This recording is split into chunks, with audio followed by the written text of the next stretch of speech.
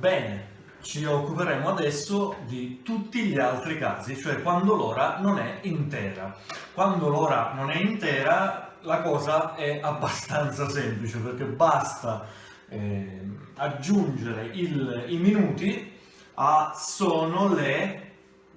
l'ora, quindi sono le 9, indicherete l'ora, aggiungete la congiunzione e, sono le 9 e poi è sufficiente che aggiungiate il numero che rappresenta i minuti, quindi le 9:05 sono le 9:05, le 9:35 sono le 9:35. Quindi nulla di più semplice. Questa è la prima possibilità, è la possibilità con la quale non sbagliate di sicuro.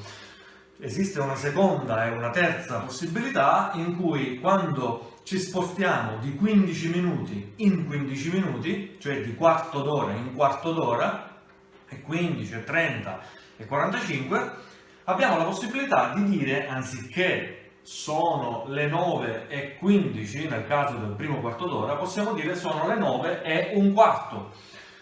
La stessa cosa per quanto attiene la mezz'ora. Quando siamo arrivati con la lancetta alle 9:30, anziché dire sono le 9:30, possiamo in questo caso dire sono le 9:30 oppure e mezzo, che in italiano va bene in tutti e due i casi. Quando arriviamo al terzo quarto d'ora, anziché dire sono le 9:45, molta gente preferisce dire sono le 9:75. E comunque il significato non cambia, stiamo dicendo lo stesso identico orario.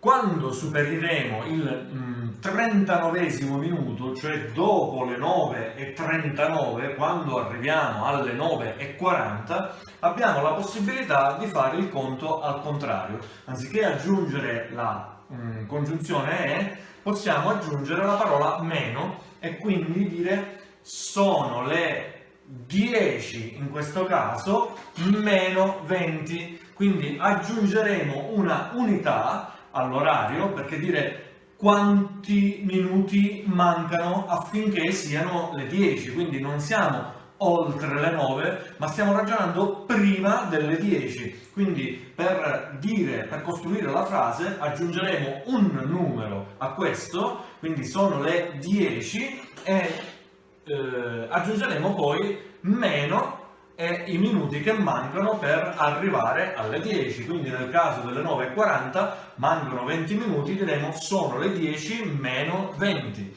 E così meno un quarto quando saremo arrivati alle 9:45, cioè significa manca un quarto d'ora per arrivare alle 10, e così via. Sono le 10 meno 10, sono le 10 meno 5. E con questa ultima descrizione abbiamo ultimato i vari modi in cui è possibile enunciare l'ora in italiano quando ci pongono la domanda che ore è, che ore sono. Tutto ciò avete visto è molto semplice. Se vi è piaciuto il video vi invito a sottoscrivere con un like, oppure iscrivetevi al mio canale Marcello Diswit e mi farete cosa veramente gradita. Ciao e alla prossima!